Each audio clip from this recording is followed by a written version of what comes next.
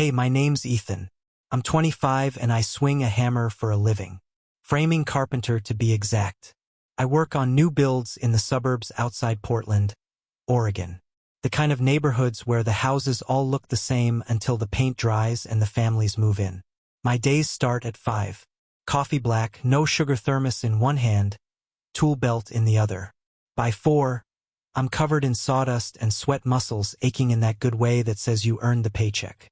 I rent a small studio above a bike shop on Southeast Division. 1-room kitchenette bathroom the size of a closet. It's quiet and that's how I like it. No roommates, no drama. Just me and the sound of tires on wet pavement when it rains. My crew says I'm too slow with everything, not just the nail gun. Slow to date, slow to commit, slow to even text back.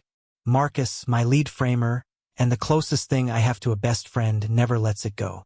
You're going to die alone with a perfectly organized socket set, he told me last week, tossing a cold beer across the tailgate. I laughed because it's true. I've had a couple girlfriends, nothing longer than a season. They get tired of the quiet or I get tired of pretending I'm someone louder. Either way, it ends with a polite handshake and a promise to stay friends that neither of us keeps. That's why the blind date caught me off guard. Marcus cornered me at the site on a Thursday. Dust in the air, radio playing some old Springsteen song. Listen, he said, wiping sweat from his brow with the back of his wrist. I got a friend who knows a girl. She's different, interesting, needs a decent night out. Nothing heavy, just coffee conversation. Maybe a second cup if it's not awkward. I opened my mouth to say no. Same as always, but he kept talking. 1 hour, Ethan. 1 hour and I'll shut up about your love life for a month. A month of peace sounded worth it. I shrugged. Fine, text me the details. The details came in a single message. Saturday, 7 p.m. The Cozy Cup on Alberta. No name, no photo, just she'll be near the window. I almost bailed twice. Once when I realized I didn't own anything nicer than a clean flannel. Once when I stood in front of the mirror and practiced smiling like I wasn't calculating how fast I could escape. But I went because Marcus would never let me live it down. Because some part of me, the part that still believed in surprises, wanted to see what different meant. The Cozy Cup smells like cinnamon and burnt sugar year-round. With tables, mismatched chairs, string lights that never quite work right. I walked in at 6:58, scanned the room, and saw her immediately. She sat by the window, back to the brick wall, hair the color of wet bark pulled into a low knot. She wore a long-sleeved dress the shade of pine needles, sleeves pushed to the elbows, a thin silver bracelet catching the light. And there, folded neatly beside her chair, was a wheelchair. Matte black compact, the kind you don't notice until you do. I stopped mid-step. Not because of the chair, though. Yeah, that threw me. Because of her eyes, sharp, dark, already watching me like she'd been waiting longer than the clock said. She smiled, small, polite, but not fragile. You're Ethan, she said before I reached the table. Her voice was low, steady, the kind that doesn't need volume to be heard. I'm Nora. I pulled out the chair across from her. Tried to act like I hadn't just had a 3-second crisis in the doorway. Hi. Yeah, Ethan. Smooth. Real smooth. She tilted her head, amused. Marcus said you'd be easy to spot. Tall, quiet, probably wearing sawdust. I looked down at my jeans. Sure enough, a faint white streak across the thigh. I brushed it off. He didn't mention you'd be early. I like watching people guess, she said. Most stare at the chair first. You stared at me. She wasn't accusing, just observing. I opened my mouth closed at decided honesty was the only move left. I stared because you look like you already know how this ends. Her laugh was soft, surprised like she hadn't expected that. Touché. The barista came over, a college kid with a sleeve of tattoos and a bored expression. Nora ordered a cappuccino extra foam. No cinnamon. I got black coffee because that's what I always get. When the cups arrived, she wrapped both hands around hers. Careful, deliberate. I noticed the way her left fingers didn't quite curl the same as the right. I didn't ask. Not yet. We talked about nothing important at first. The rain that wouldn't quit. The new brewery on 28th that overcharged for IPAs. She asked what I build. I told her about the 3-story house going up in Laurelhurst. The way the framing has to be perfect or the whole thing leans.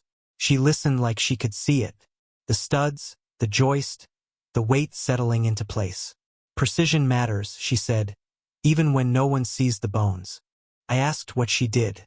She hesitated just a flicker, then said, I draw freelance children's books mostly. She pulled out her phone, showed me a page of watercolor fox, mid-leap eyes, bright with mischief. I do the sketches digitally now, easier with one good hand. She said it like she was mentioning the weather. I nodded, took a sip of coffee, let the silence sit. Most people would have filled it with questions. I didn't. Half an hour in, she leaned back, studied me. You can ask, everyone does eventually. I set my cup down. Ask what? Why I don't stand up to shake your hand. Why the chair? Why I'm here on a blind date set up by someone who clearly didn't warn you. Her tone was light, but her eyes weren't testing. I thought about it. Really thought. Then I said, I don't need a reason to stay for the rest of this coffee. I just need a reason to get invited to the next one. She blinked once, twice. Then the corner of her mouth lifted. Not quite a smile, but close. That's a new one. The rain picked up outside, drumming the windows. We kept talking. She told me about growing up in Eugene, about art school in Rhode Island, about the accident 4 years ago that changed the map of her life. She didn't linger on the details, just said, one moment you're driving to a gallery opening, the next you're learning how to live in a body that forgot how to walk. I listened, didn't offer pity, didn't offer solutions, just listened. When the barista started stacking chairs, I realized it was 9. Nora glanced at the clock, then at me. I should go. Early client call tomorrow. I stood, helped her with her coat, not because she needed it, but because it felt right. At the door, I held it open. She maneuvered the chair through like she'd done it 1,000 times. On the sidewalk, the rain had slowed to a mist. I offered to push. She let me just to the curb. She looked up, raindrops catching in her lashes. Tomorrow, Laurelhurst Park, 10 a.m. I'll bring the sketchbook. You bring the coffee. Deal? I nodded. Deal. She started to roll away, then paused. Ethan. Yeah, thanks for not asking. I watched her disappear into the glow of the street lights. The sound of her wheels soft on the wet pavement. I walked home in the rain, coffee long gone cold in my hand. And for the first time in years, I wasn't thinking about how fast I could get to the next job. I was thinking about tomorrow. The next morning, I woke up before the alarm. The kind of early where the sky is still the color of wet concrete. I lay there for a minute staring at the water stain on the ceiling that looked like a map of nowhere and realized I was nervous. Not the stomach drop kind, but the quiet buzz under the skin, like when you're about to set a beam that has to be perfect on the first try. I showered, pulled on a clean gray Henley and the least faded pair of jeans I owned, and stopped at the corner market for 2 iced peach teas. No sugar, extra ice, just like she'd mentioned in passing the night before. Laurelhurst Park was already alive by 10 o'clock. Joggers looped the paths. Dogs chased frisbees that sailed too high. Kids shrieked around the playground like it was the first day of summer. I found Nora on the same bench we talked about, tucked under the shade of a big leaf maple. The wheelchair was unfolded beside her, a lightweight carbon fiber model that looked more like racing gear than medical equipment. She wore a loose linen shirt the color of faded denim, sleeves rolled high, and a pair of olive cargo pants cut off just below the knee. A tablet rested on her lap, stylus tucked behind her ear like a pencil. She looked up when my shadow crossed the bench. You're punctual, she said, the same half smile from the cafe. I like that in a coffee mule. I handed her the tea. Figured if I was late you'd draw me with a unibrow or something. Already did, she said, tapping the screen. The tablet woke to a quick sketch me, exaggerated forehead holding 2 cups like a waiter in over his head. I laughed louder than I meant to. A jogger glanced over. Nora didn't. She just took a sip, eyes closing for a second like the peach was the first good thing that morning. We fell into an easy rhythm. She rolled along the paved path at a steady 3 an hour. I walked beside her, matching pace without thinking. The park smelled like cut grass and wet cedar. Every few minutes, she'd stop to snap a photo with her phone. Light through leaves, A kid's balloon caught in a dogwood. The reflection of clouds in the pond. Reference, she explained. My brain forgets details if I don't steal them. I asked about the accident. Not the how, but the after. She didn't flinch. First year was rehab and rage, she said, rolling past a bed of lavender. Second year was bargaining doctors, experimental trials, promises I couldn't keep to myself. Third year, I stopped counting, started drawing again. Turns out paralysis doesn't care about deadlines, but it cares a lot about whether you show up. She said it like she was reading the weather report. I nodded, kept walking. A squirrel darted in front of us. Nora braked smoothly, laughed when it froze amid scurry. See, even rodents respect the chair. We reached the rose garden, rows of blooms just past peak petals starting to brown at the edges. She parked in the shade, pulled the tablet onto a small lap desk that clipped to the armrest. Watch this, she said, and opened a new file.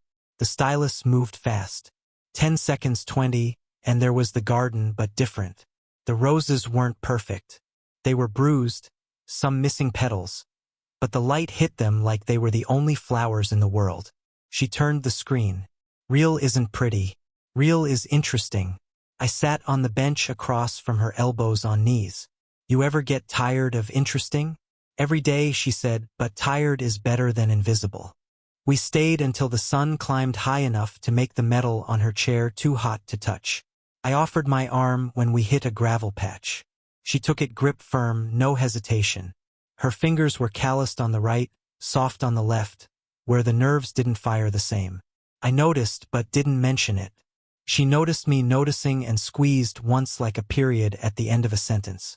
At the pond, a little boy stared openly. His mom tugged him away, whispering. Nora watched them go, then looked at me. You want to know the worst part? Tell me. It's not the stares. It's the apology in people's eyes when they realize they're in my way. I thought about that. About the way Marcus's voice went soft when he set up the date like he was apologizing in advance. About the barista who'd hovered too long with the cappuccino waiting for permission to set it down. I opened my mouth, closed it, then said the only thing that felt true. I don't want to be another apology. Nora studied me for a long second. Then don't be. We walked, rolled back toward the entrance. She asked about my work. I told her about the house in Laurelhurst, how the framers had to redo a wall because the architect changed his mind at the last minute. Feels like building a puzzle with half the pieces missing, I said.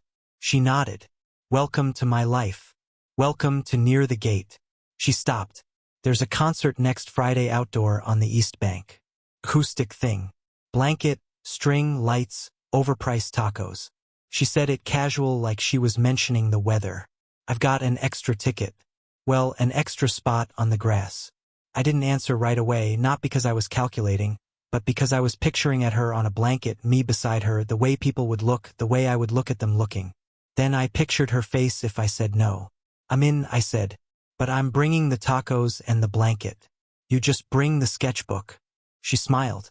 The real kind this time, the kind that reached her eyes. Deal. That night, I lay in bed. The window cracked open to let in the sound of distant traffic. My phone buzzed. A text from Nora. Thanks for not treating me like a project. I stared at it until the screen went dark. Then I typed back, thanks for not treating me like a checklist. She sent a single emoji, a fox. I fell asleep smiling like an idiot. The week crawled. I framed walls, drove nails, measured twice, cut once. Every night I walked past the park, half hoping to see her, half glad I didn't. Friday finally came. I showered off the day's dust, changed into a clean black tee, and the one pair of boots that weren't scarred. I stopped at the food carts on Mississippi, grabbed carnita tacos and a bag of churros, folded a wool blanket under my arm. The riverfront was already filling up, blankets spread like patchwork, kids running with glow sticks, a guy tuning a guitar under a canopy of Edison bulbs. I found her near the back, close enough to hear, but far enough from the crowd. She'd spread a quilt already navy with tiny white stars. A small cooler sat beside it. Iced tea, no sugar. She wore a loose sweater the color of storm clouds, hair down for the first time catching the light. You're early, she said. So are you, she shrugged.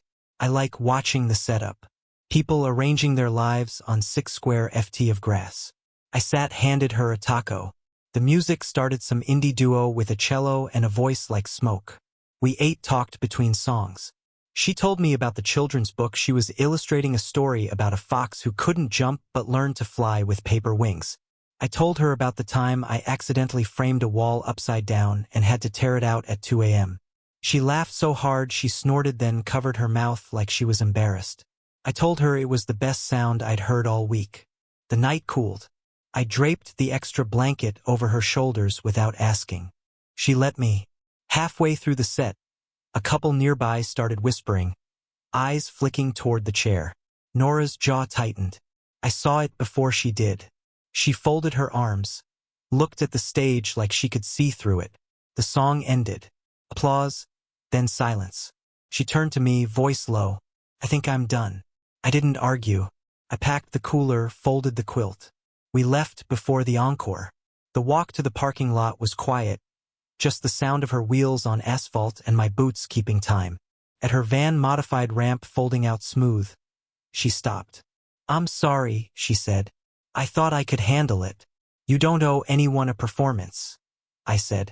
She looked at me, then really looked like she was trying to see past the words. You're not what I expected. Neither are you. She nodded once, climbed into the driver's seat with a practice transfer that made my chest ache in a way I couldn't name. The ramp folded. The engine started.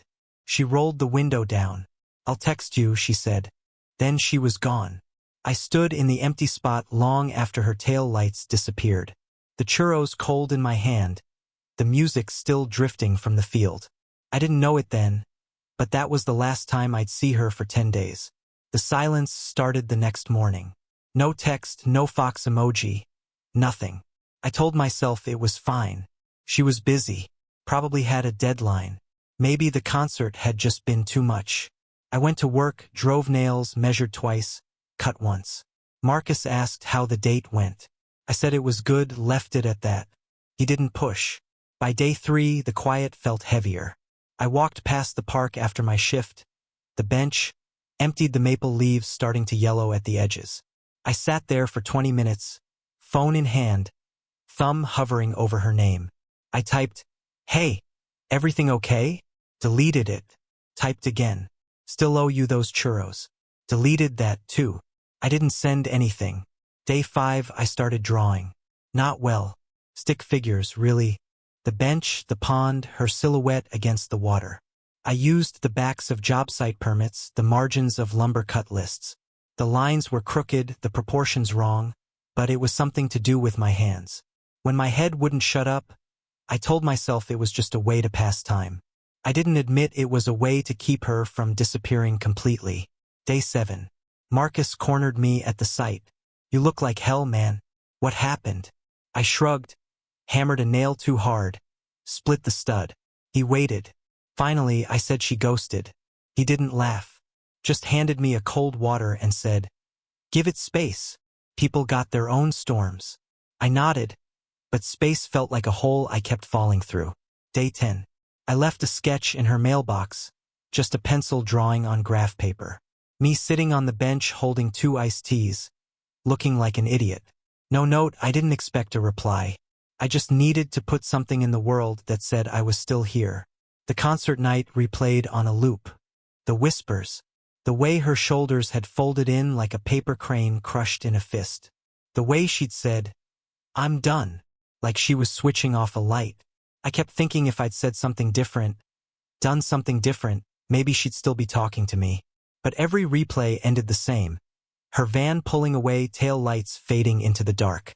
I started running, not far, just loops around the park at dusk. The rhythm of my boots on the path, the burn in my lungs, the way the air tasted like wet leaves and exhaust. I passed the rose garden, the pond, the bench. Every time I expected to see her, every time I didn't. I told myself it was exercise. It wasn't.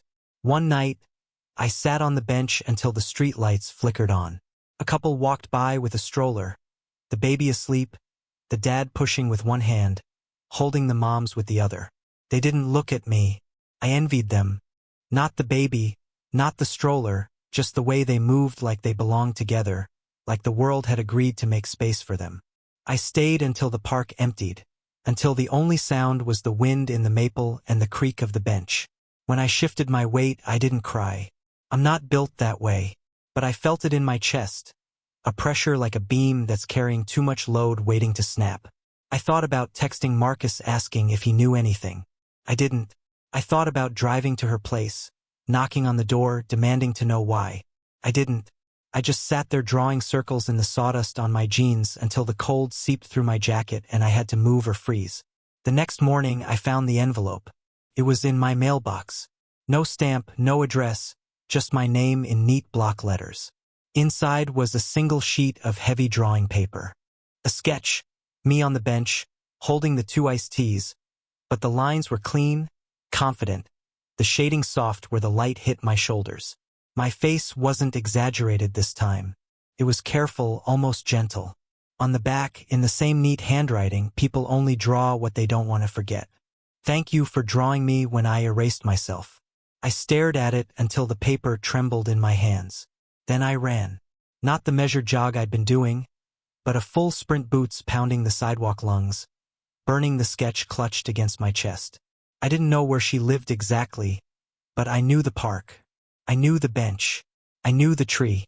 She was there under the maple, the one with the lowest branch that curved like a question mark. She sat with her back to the trunk, tablet on her lap, stylus moving in small, deliberate strokes. The wheelchair was folded beside her like a loyal dog. She didn't look up when my footsteps slowed, didn't look up when I stopped 10 feet away, breathing like I'd run a marathon. I held up the sketch. This yours? She glanced over, eyes widening for a split second before settling back into that calm, unreadable expression. Thought you might recognize the subject. I took a step closer. You didn't sign it. Didn't need to. She set the stylus down. You came. You stopped. She looked away toward the pond where a lone duck paddled in lazy circles. I needed to see if I could. Could what be the version of me that doesn't need fixing? She picked at a thread on her sleeve. The concert. It wasn't the stairs. It was the way they made me feel like I was still auditioning for my own life. I sat on the grass.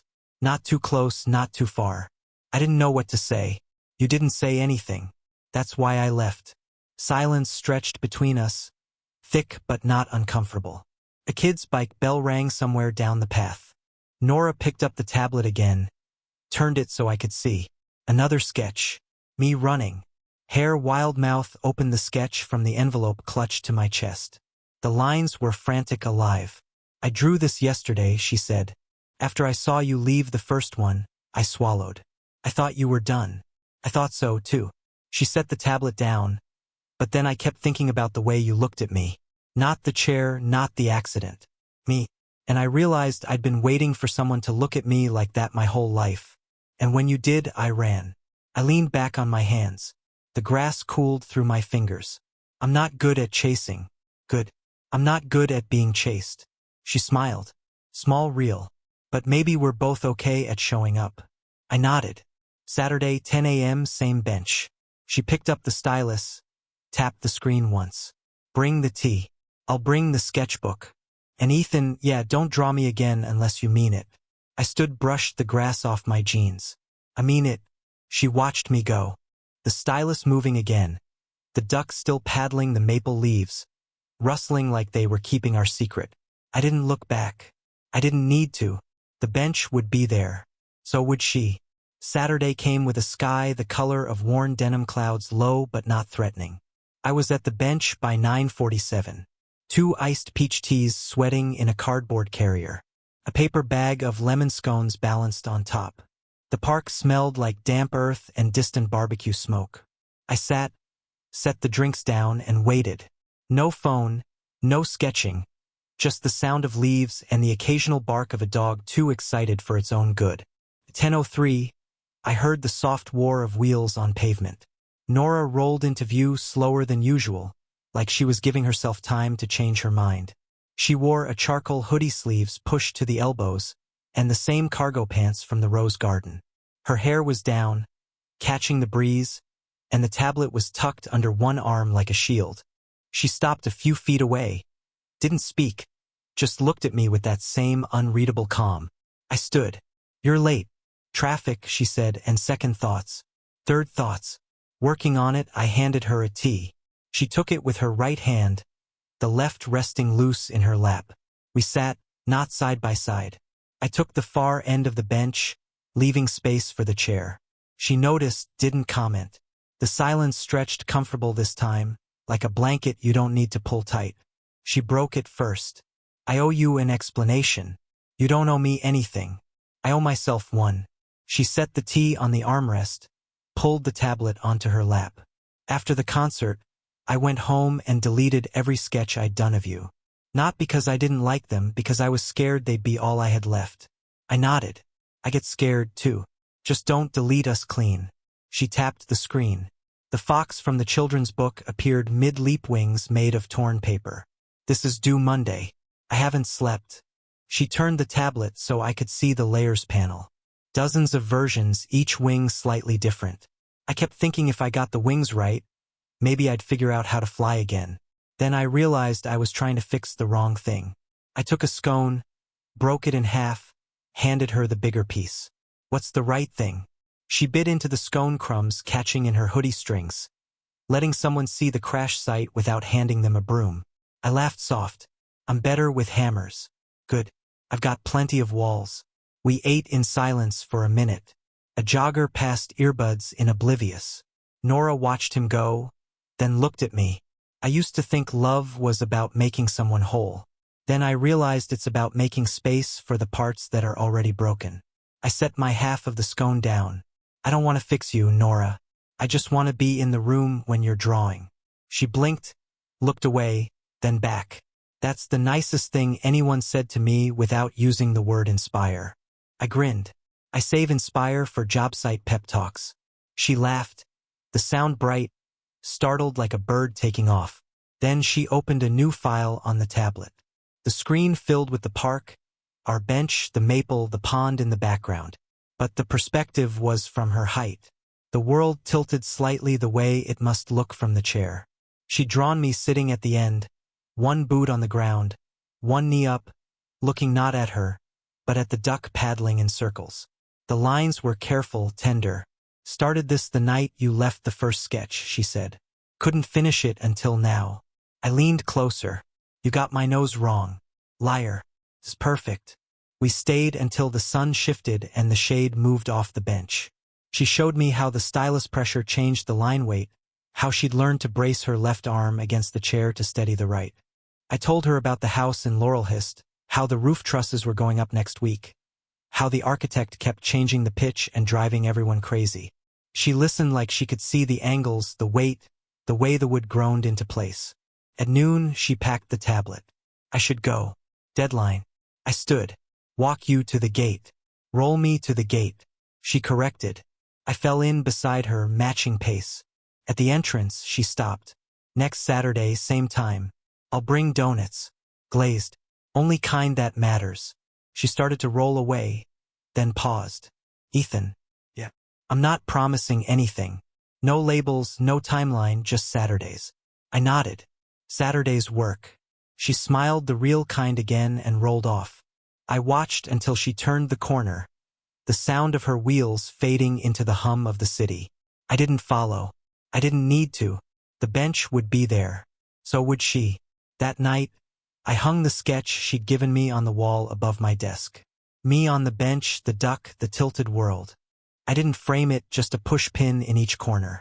It looked right that way. Unfinished. Honest. I fell asleep with the window open, the sound of rain on the fire escape, and for the first time in 10 days, I didn't dream of empty benches. The Saturdays settled into a rhythm, quiet and deliberate like the way you set a level on a beam and trust it to stay true. I'd wake at 8 off the weak sawdust stop at the donut shop on 39th for a dozen glazed. Still warm paper bag, translucent with grease. By 9:55, I'd be at the bench, 2 iced teas, sweating on the wood, the park just waking up. Nora would roll in at 10:03 sometimes. 10:07 never earlier. Never with an apology. She'd park the chair, unfold the lap desk, and we'd begin. Some mornings we talked. She'd show me the newest pages for the Foxbook Wings. Stronger now, paper replaced with feathers she'd photographed on a rare trip to the coast. I'd tell her about the Laurelhurst house, how the drywallers had finally shown up, how the architect had changed the pitch again, and the roofers were cursing in 3 languages. She'd laugh the sound low and easy and sketch the crew in caricature hard hats. 2 small mouths open mid-swear. Other mornings we didn't. She'd draw stylist moving in small arcs. And I'd read whatever paperback I'd grabbed from the library sale. Usually something dog-eared and smelling like someone else's attic. The silence wasn't empty. It was full the way a framed wall is full before the insulation goes in. You know it's holding something even if you can't see it yet. Rainy Saturdays we moved under the maple's lowest branch, a natural umbrella when the drops were light. I'd bring a tarp, drape it like a linto, and we'd sit closer shoulders, almost touching, sharing 1 thermos of hot tea because the ice stuff got cold too fast. She'd tease me about my Pacific Northwest blood. You call this rain, and I'd remind her she'd moved here from Rhode Island where winters tried to kill you. She'd concede with a grin, then go back to drawing the way the water beat on the leaves. One October morning, the air smelled like wood smoke and wet pavement. Nora showed up in a wool coat the color of storm cloud scarf wrapped twice around her neck. She handed me a small envelope before she even sat. Inside was a printed card, the cover of her new book, The Fox. Mid-flight wings spread wide, eyes bright with mischief. My name was in the dedication's 3rd line down to E, who showed up when the wings were still paper. I looked at her. You didn't have to. I wanted to.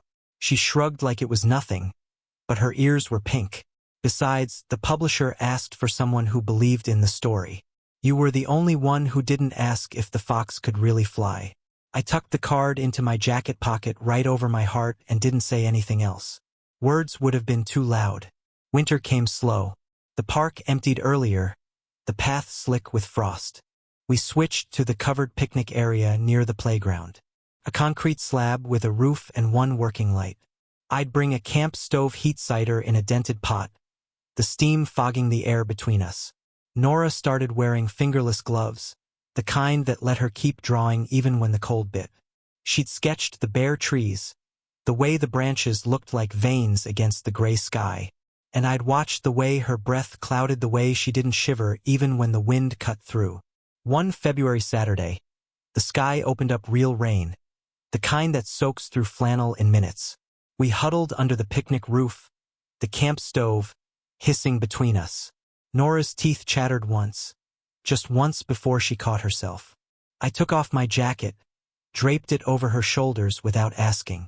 She let me. The sleeves hung past her hands. She pushed them up, looked at me with something soft in her eyes. You're going to freeze, she said. Worth it. She leaned over just enough that her shoulder pressed against my arm. Not a hug, not a promise, just contact. We stayed like that until the rain eased to a drizzle, the cider gone, the donuts reduced to crumbs. When she finally spoke, her voice was quiet. I see you, Ethan. I nodded. I see you, too. Spring returned with dogwood blossoms and the smell of cut grass. The bench was ours again. Nora's hair grew longer. She started wearing it in a loose braid that swung when she laughed. I grew a beard, shaved it off when the sawdust got stuck in it, grew it back when she said it made me look like a lumberjack who read poetry. We didn't talk about moving in together. We didn't talk about rings or futures or what happens when the book tour she'd been offered took her to Seattle for a week. We just kept showing up. One June evening, the sun low in gold, Nora rolled up with a small wooden box in her lap. Inside was a key.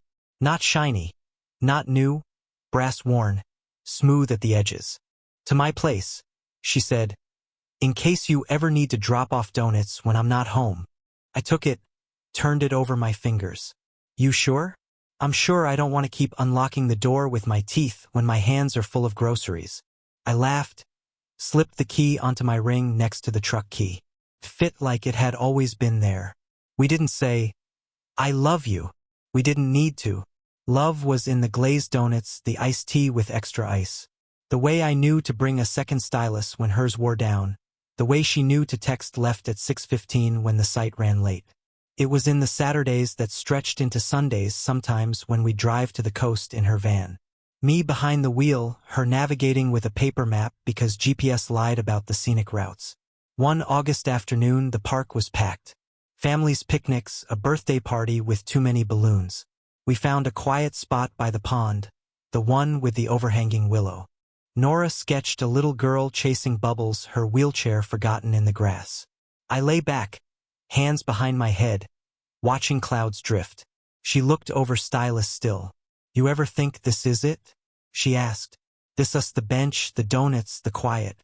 I thought about it, about the house in Laurelhurst finally finished, the family moving in next week. About the way Nora's laugh had become the sound I measured every other sound against. About the key on my ring, the spare toothbrush in my bathroom that had appeared without discussion. "Yeah," I said. "I think this is it." She smiled, went back to drawing. The little girl popped a bubble, squealed, ran off. Nora's stylus moved slower, now deliberate. When she turned the tablet, it was us, me lying back, her in the chair, the willow framing us like a secret. The lines were simple, sure. No labels, no promises, just two people present. I sat up, brushed grass off my jeans. "Next Saturday, same time," she said. "Bring the good donuts." I stood, offered my hand to steady her as she folded the lap desk. She took it, gripped firm, and for a moment we just stood there. The pond rippling, the willow whispering, the world moving around us like it always had. Then she let go, rolled toward the path, and I fell in beside her, matching pace. The bench would be there next week. So would we.